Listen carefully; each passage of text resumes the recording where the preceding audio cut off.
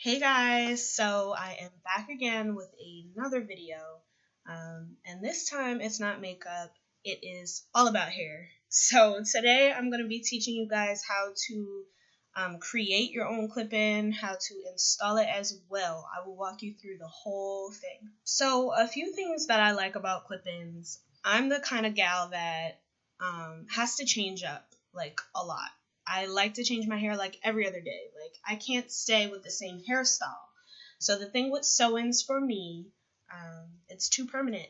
It's just too much of a commitment. I like to switch it up. So what I like to do is clip in. And now I used to buy clip-ins at the beauty supply store, but the hair quality that they usually sell for clip-ins in the hair supply store is not so good. So what I started doing is making my own, and I actually love it. I love doing it. It's not difficult. It's, perfect for me. So another thing that I really, really love about making my own clip-ins and installing them is that this is like the most natural looking weave that I can get away with. It literally does not look too fake. It doesn't look too bulky. It doesn't look like too much hair. It just looks like, oh, that could really be your hair, and that's kind of what I like to go for. I don't like to go for too much. That's just not me. So let me shut my mouth because I will be talking forever and a day, and let's get started. Okay, so let's start with some of the materials that you're going to need to gather before you actually start your clip-ins. All of this you can get from the beauty supply store, so it's really not that expensive. So one, you're going to need a curved needle. Mine looks a little beat. Don't judge me. It's been through some things. But, yeah, a curved needle because it's easier to work with. You can probably use a straight needle, but I prefer curved. You're also going to need some thread that matches your track. So I have black thread here. You're going to need some clips. And because I like to do a 9-piece clip-in install, I usually get 2 packs of like 12 or like 10, whatever they come in, just so that I know that I have enough clips to put onto my tracks. These were like $5 a pop. I'm sure you can get it cheaper or whatever. Not a big deal. And then you're going to need your track. Okay, so as far as measuring the length of your track, what I do is I start at the bottom, towards the bottom of my, please don't mind my hair, at the bottom of my head, not too far down, maybe like an inch up from the nape of my neck. So I just take my weave, and I would just measure, let me turn around for you. I would just measure from what I feel is comfortable, about an inch up, and then place my thumb like on the end, and then place my other thumb on the other end of where I feel like it's comfortable, how long I want it to be right there, because you don't want it to come out too far and then it looks like, the clip is peeking out. Like, you want it to be able to blend. So I would take that measurement, keep my thumb there, and you just cut it. And then you have your different lengths. So the next thing I'm going to do is start sewing the clips on. So I'm going to take one of my clips, and you just want to make sure that when you're sewing it on, that the clip is absolutely closed. They come closed, but anything can happen. So sometimes with these clips, these outer clips or these outer holes are bigger than these center ones here. So I tend not to even be able to fit my needle fully through these. So I end up just sewing the outer holes. I'll show you guys what I mean by that. You just want to put this on the outer edge. Like, I start on the outer edge of my track. And I'll show you guys. So something like that. Okay. And you'll just lay it flat, just so you have an idea of what you're about to do. You're going to grab your thread and your curved needle. You're going to go through the outer hole through the track, fully through the track, pull my thread through. Now I'm going to go back through that same hole, through the same space of the track, kind of wrap my thread around to create like a little knot. Pull the thread through. And I'm going to do the same thing again. I do it about 3 or 4 times just to make sure that it's secure. I'll do it again. Okay. I'm going to take your needle and go to the next hole.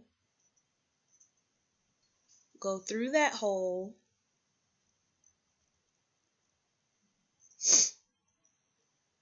And the track as well. And pull your thread through. Go through that same hole again.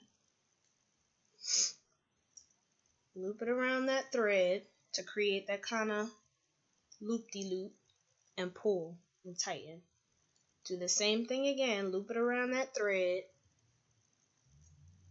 pull and tighten. And do it again just to make sure that it's secure.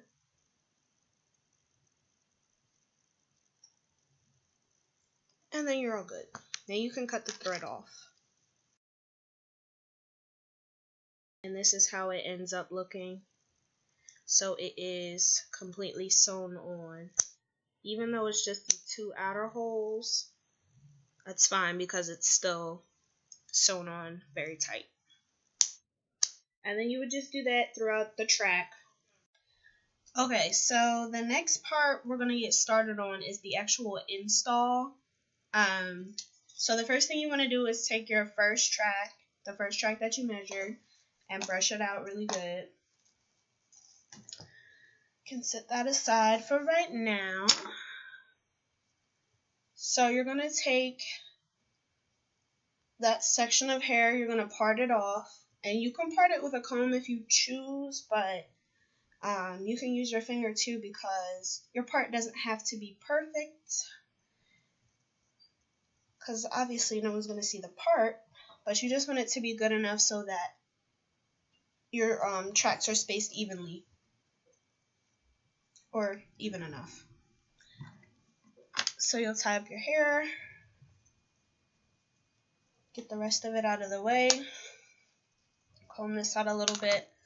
Oh, and I forgot to mention, so it's best to install after you have already straightened your hair because 1, it just makes life easier, and 2, it just looks 10 times better.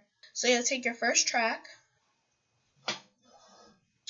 and because I have fine hair, like I have really kind of thin hair, I use this little cheat, and it's like instead of just placing the clip right here on the top of your part or at the bottom of your part, I kind of take some of the hair above my part, so I'll show you. So I kind of go like, take half of that hair and clip it.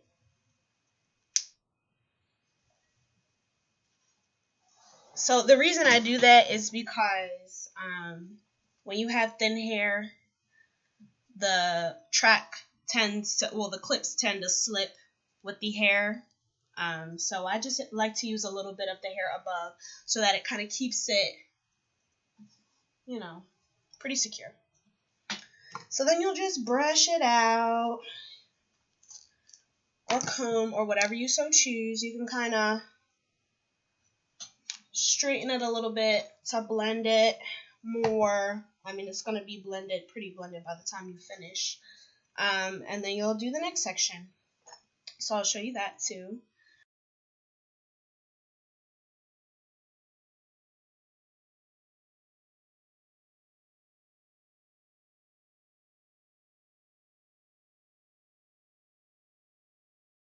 Okay. And that's where we're at right now. Okay. And you'll just keep doing that up and up and up. It's really not difficult. So yeah, I will catch up with you guys once I get to the top of my head.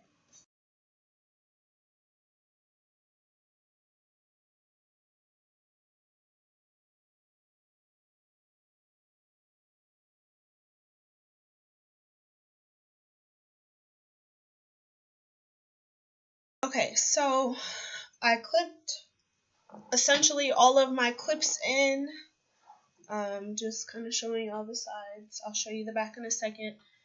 So now I have just these 2 clips left. Oh my god. I like to use these single clips for like just spaces that my hair is looking a little like it needs oomph. Like it really just depends on like how I'm feeling or how I'm parting my hair. I'm gonna do a middle part, so I don't know. I'm thinking I'll just clip these bad boys right here. Okay, so everything is clipped in now.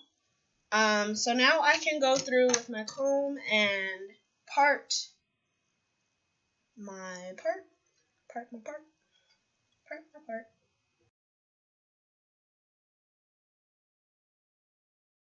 And important piece with the part is like make sure that your hair at the top is gonna cover the track.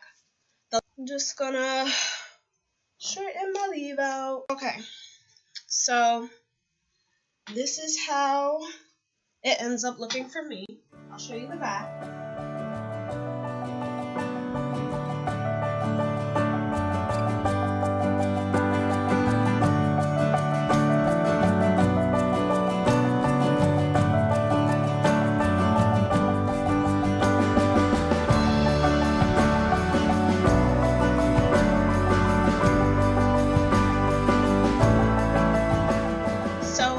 Hope you guys enjoyed this video. I know for sure I enjoyed making it. So definitely like, comment, and subscribe, and I will see you guys soon with another video.